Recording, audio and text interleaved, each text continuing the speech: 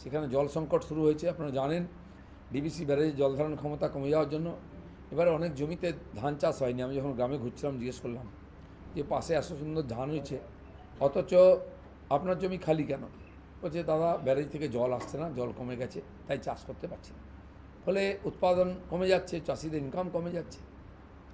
দ্বিতীয় হচ্ছে যে দুর্গাপুর অঞ্চলে এত বাড়ি হচ্ছে, হাজার হাজার ফ্ল্যাটস, তাতে মানুষের ব্যবহারযোগ্য জল চাই খাবারের জন্য, স্নানের জন্য, জামা কাপড়ের জন্য, বাগানের জন্য।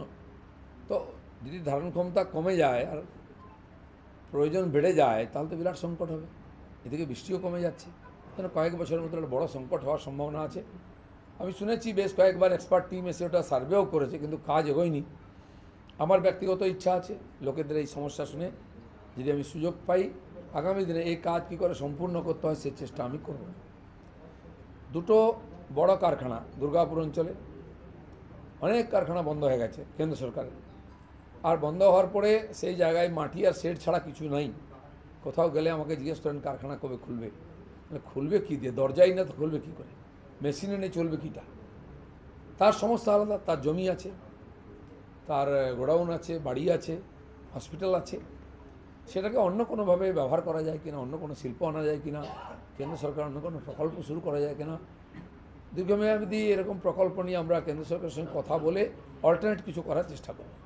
কিন্তু যেটা সরকার করেছে ডিএসপিতে 10,000 কোটি টাকা রিইনভেস্টমেন্ট হয়েছে, আধুনিকীকরণ, উৎপাদন বৃদ্ধি, নতুন ক্রম কী বলে আর শ্রম উৎপাদন, তার চেষ্টা চলছে। আপনারা জানেন সে প্রয়োগ হয়ে গেছে। দ্বিতীয়, ডিবিসির পুরনো প্ল্যান্ট বিদ্যুৎ উৎপাদন ক্ষমতা কমে গেছিলো, বন্ধ হয়ে যাচ্ছিল, তাই পুরনো প্ল্যান্টকে ভেঙে দেওয়া হয়েছে।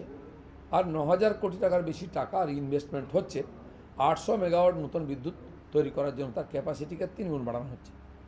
তো যেখানে সম্ভাবনা আছে, যেখানে প্রয়োজন আছে, কেন্দ্র সরকার যথেষ্ট সজাগ এবং সিরিয়াসলি সেটা করার চেষ্টা করছে। এই যে প্রায় 20,000 কোটি টাকার এই এলাকায় ইনভেস্টমেন্ট হচ্ছে কেন্দ্র সরকারের, আমি জানি না কোন লোকসভাতে এত হয়েছে বা একটা ছোট্ট এই দুর্গাপুরের মধ্যে হয়েছে। তো সরকার যথেষ্ট আগ্রহী। পশ্চিমবাংলার মানুষ আমাদের ভোট দিন বা না দিন, পশ্চিমবাংলার মানুষের সঙ্গে কেন্দ্র সরকার সবসময় আছে। সমস্ত বিভাগের টাকা বাড়াচ্ছে, সময়ে টাকা দিচ্ছে, মাঝে মধ্যে হিসাব চাইছে, তখন মুখ্যমন্ত্রী রাস্তায় নামছেন। তার উন্নয়ন করে টাকা খরচা করে হিসাব নিজের থেকে দেওয়া উচিত, কোনো ভদ্রলোককে হিসাব চাইতে হবে কেন? কিন্তু চাইলেও পাওয়া যাচ্ছে না, তিনি আন্দোলন করছেন। এমনকি কেন্দ্র সরকারকে বলছিলেন, এখন পার্লামেন্টের বিরুদ্ধে বলছেন, সুপ্রিম কোর্ট হাইকোর্টের বিরুদ্ধে বলছেন, ইডি সিবিআই এর বিরুদ্ধে বলছেন, বাকি রাখেননি। আর আমাদের গৃহমন্ত্রী, প্রধানমন্ত্রী, আমাদের রাষ্ট্রীয় সভাপতির বিরুদ্ধে তো যা মুখে আসে তাই নিয়ে বলে। তো এর ফল কি হচ্ছে? পশ্চিমবাংলার মানুষের মান সম্মান নষ্ট হচ্ছে, ইমেজ নষ্ট হচ্ছে। আর আর্থিক দিকে আমরা পিছিয়ে পড়ছি। যে বাংলা শিল্পে, সাহিত্যে, শিক্ষা 1 নম্বরে ছিল আর্থিক অবস্থায়, সেই 6 নম্বর, 8 নম্বর, 9 নম্বর পিছিয়েই যাচ্ছে। তার মানে বাকিরা এগোচ্ছি, আমরা হয় পিছোচ্ছি, নিজের জায়গায় দাঁড়িয়ে আছি। জনসংখ্যা বেড়ে যাচ্ছে, সমস্যা বেড়ে যাচ্ছে, কিন্তু সমাধান নাই। আমি দুর্গাপুর তো বেশিরভাগই কেন্দ্র সরকারের টাকায় রাস্তাঘাট, তাই সমস্যা বুঝি না। বর্ধমানে থাকছি 1 মাস হয়ে গেল, আগেও এসেছি। কোনো রাস্তা বর্ধমানের 100 মিটার আপনি ভালো রাস্তা পাবেন না, নিশ্চিন্ত হাঁটতে পারবেন না, গাড়ি চালাতে পারবেন না, গাড়িতে ধাক্কা খেতে খেতে যেতে হবে, অন্যমনস্কলে হাঁটলে হোঁচট খেয়ে পড়তে হবে। বর্ধমান একটা মানে জেলা শহর, মেডিকেল কলেজ থেকে আরম্ভ করে রাজার পুরনো ব্যবস্থা, ওখানে ঐতিহ্য আছে। এত বড় স্টেশন তৈরি হলো, পাশ দিয়ে হাইওয়ে 6 লেন হচ্ছে, আর ব্যাপক আর ইনভেস্টমেন্ট করে সরকার, কেন্দ্র সরকার তাকে চেষ্টা করছে উন্নত করতে, কিন্তু তার ভিতরের রাস্তাগুলো ঠিক হবে না, ড্রেন ঠিক হবে না, ধুলো উড়ছে, আপনি হাঁটলে চোখে মুখে ধুলো যাবে। একদিন বাজারে আমি চা চক্কর করছিলাম, মন্দিরের সামনে দুর্গন্ধ আসছে, ড্রেনে বসা যাচ্ছে না, সেখানে বাজার চলছে, ড্রেন সাফ হয় না, জল চলে না, কেন এই দুর্দশা? আর খালি বর্ধমান নয়, আপনি ঘুরুন পশ্চিমবাংলার প্রত্যেকটি ছোট বড় শহরে এই দুর্গন্ধ, দুর্দশা, ধুলো, বালি, ভাঙা রাস্তা, ড্রেন বন্ধ। আর বৃষ্টির সময় জল হলে সেই জল উঠে এসে বাজারের মধ্যে ঢুকে যায়, পাশের বাড়িতে ঢুকে যায়। আমরা পরিষেবা পাই না কেন? আমরা কি ট্যাক্স দিই না? কাটমানি, সুবিধা ছাড়াই দোকানদাররা দোকানি করছেন, তারপর কাটমানি দিতে হচ্ছে। তো যত সরকারি সম্পত্তি, প্রাকৃতিক সম্পদ, কয়লা, বালি, পাথর দেদার লুট হচ্ছে, হাজার হাজার কোটি টাকার সম্পদ লুট হচ্ছে, সরকার রেভিনিউ পাচ্ছে না। তাতে পুলিশের হাত আছে। ফলে আর্থিকভাবে সরকার দুর্বল হচ্ছে, টাকা নেই শুনতে হবে মুখ্যমন্ত্রীর কাছ থেকে। উন্নয়ন বাধিত হচ্ছে, থানা ভেঙে পড়ছে, পুলিশরা টেন্টে আছেন, জলের কাদায় শুয়ে থাকেন, ত্রিপলের নিচে থাকার জায়গা নেই, তারা কি পরিষেবা দেবেন? স্কুলের ছাদ ভেঙে পড়ছে, জল পড়ছে, খাওয়ার জল নেই, পাঁচিল নেই, খেলার মাঠ নেই, বেঞ্চ নেই, চেয়ার নেই, মাস্টারমশাইরা ভাঙা ছেড়ে বসে আছেন, কি পড়াবেন ওনারা? হসপিটালে সেরকম আছে, ভাঙা হসপিটাল, ফ্যান চলে না, লাইট নেই, আউটডোরে বসার জায়গা নেই, শেড নাই, ডাক্তার নেই, নার্স নেই, ওষুধ নেই। তো এখানকার গরিব মানুষ যাবে কোথায়? বড় হসপিটালে যেতে হবে। তাও যেত যদি আয়ুষ্মান ভারতের সুবিধা এখানে সরকার দিত, আমাদেরকে যুক্ত হয়ে যেত কেন্দ্রের সঙ্গে, তাহলে বড় হসপিটালে যেতে পারতাম আমরা। 5 লাখ টাকা একটা পরিবার পেত। তার থেকেও মুখ্যমন্ত্রী বঞ্চিত করে রেখেছে। কৃষকদেরকে মোদিজি টাকা দিচ্ছেন বছরে 6,000 টাকা, যাতে সময়ে সার বীজ কিনে চাষ করতে পারেন। তারও অর্ধেক লোকের এখনও পর্চা নম্বর পাঠানো হয়নি, অ্যাকাউন্ট নম্বর, তো অর্ধেক লোক পাচ্ছে না। আমরা আগের থেকেই মুখ্যমন্ত্রী স্টেট সব অস্ত্র বার করেছে, তারপর তাহলে এগুলো বেরোচ্ছে কী করে? মুখ্যমন্ত্রী মেদিনীপুরের সভায় দিলীপ ঘোষ মেদিনীপুরে লড়লেন না, কেন তাকে বর্ধমান দুর্গাপুরে আসতে হলো, গিয়ে লড়তে হচ্ছে? পরাজয় নিশ্চিত বলেই মেদিনীপুর ছেড়ে দুর্গাপুর বর্ধমানে এসেছে। আরএসএস মানে ত্যাগী, এটা জানতাম, এবং আমার যে বিশ্বাস ছিল সেটা ভুল। আরএসএস এর মতাদর্শ নিয়েও প্রশ্ন তুলছেন মুখ্যমন্ত্রী, কি বলবেন? ওনার জন্মের আগে থেকে আরএসএস কাজ করছে।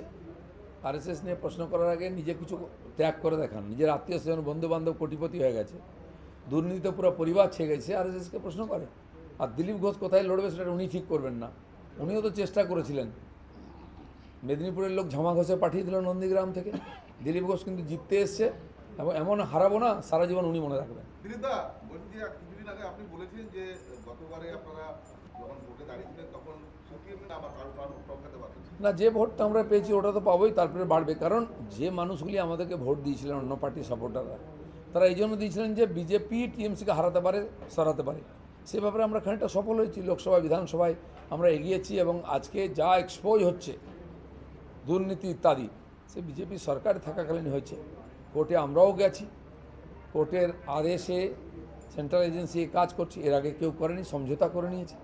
যে প্রসেস শুরু হয়েছে, এটা চলবে। এবং মানুষ যে আশা নিয়ে আমাদের ভোট দিয়েছে, আমি বলবো হতাশ হবেন না, আপনারা সমর্থন বজায় রাখুন।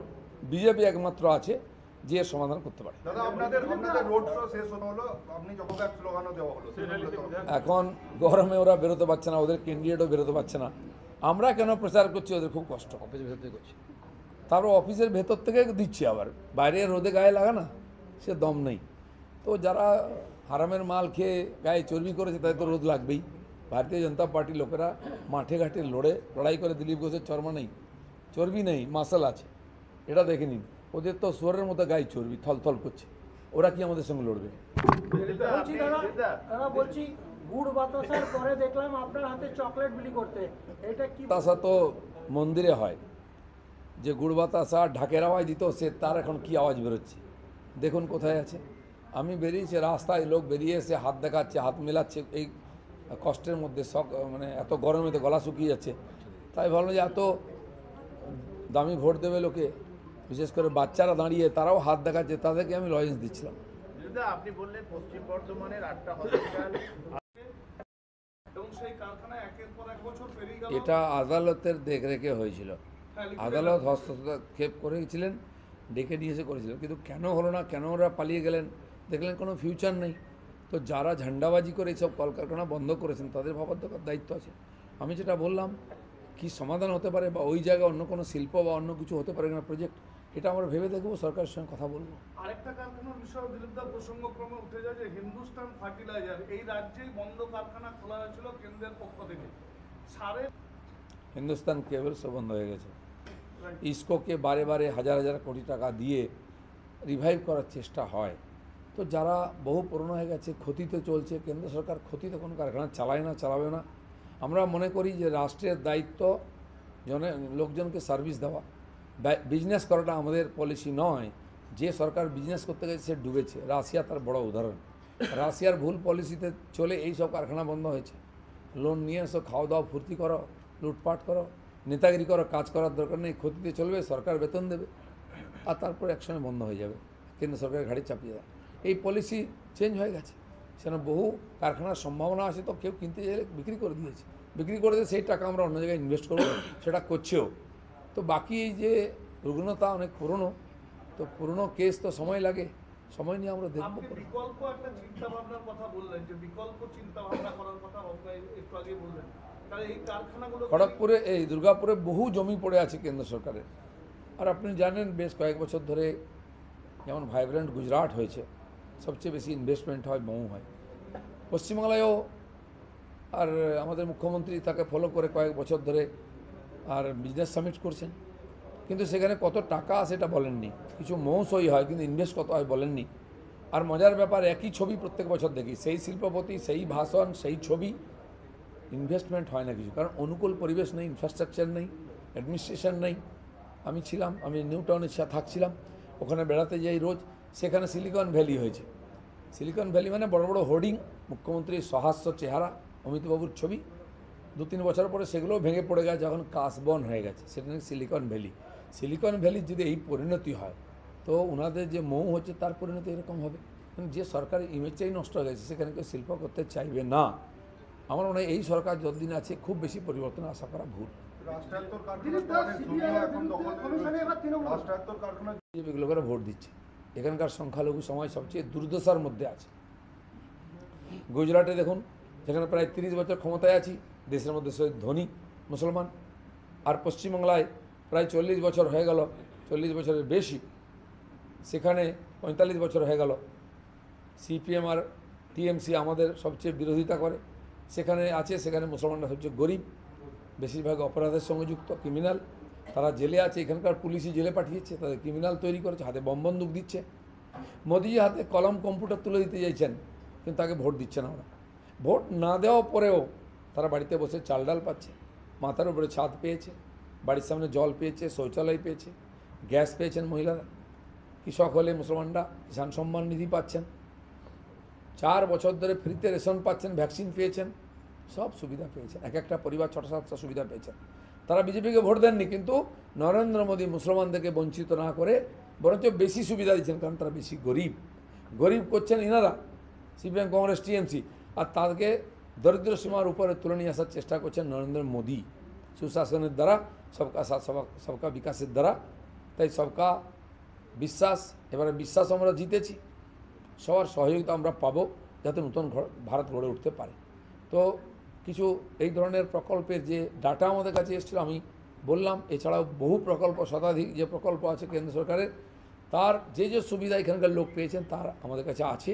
আপনারা চাইলে এটা যদি লেখালেখি করতে জানতে চান আমরা পাঠাতে পারি।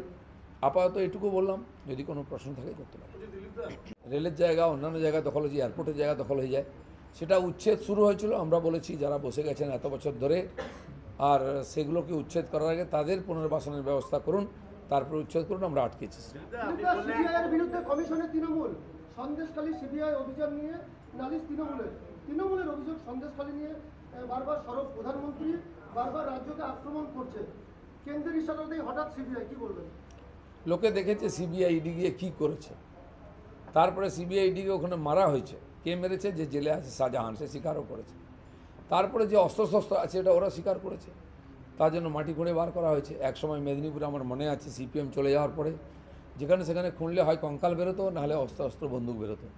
আজ সন্দেশখালী তারই একটা নমুনা। বাড়ির মেঝে খুঁড়ে সেখানে আধুনিক অস্ত্র, বিদেশি অস্ত্র পাওয়া যাচ্ছে। তার জন্য এনএসসি কমান্ডো নামাতে হয়েছে, পুলিশ দিয়ে হচ্ছে না, আধা সেনা দিয়ে হচ্ছে না, কমান্ডোকে যেতে হচ্ছে। তো পশ্চিমবাংলায় তো টেররিস্টদের একবারে মুক্তাজ্জল হয়ে গেছে। আর তার যে আকা, সে হচ্ছে শাহজাহান, সে এখন জেলে আছে, তার বহু চেলা আছে, তাদেরকেও ধরার দরকার। এই অস্ত্রশস্ত্র এবং এই উগ্রপন্থীরা, তাদেরকে দুটোকে ওখান থেকে বার করার দরকার, যাতে ওখানে মানুষ নিশ্চিন্তে থাকতে পারে।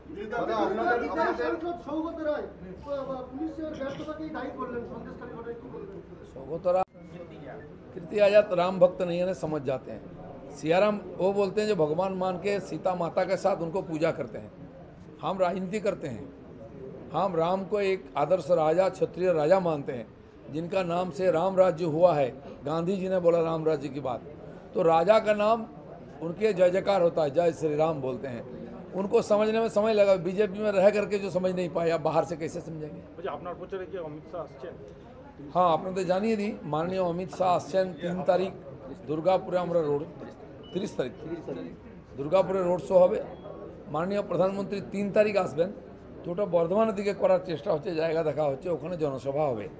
গতকাল মাননীয় মিঠুনদা এসেছিলেন সাতগেছিয়াতে, যেখানে আমরা 27,000 না 38,000 হেরেছিলাম, সেখানে 40,000-এর বেশি লোক হয়েছে একটা রোড শোতে গ্রামে। আমি অবাক হয়ে গেছি।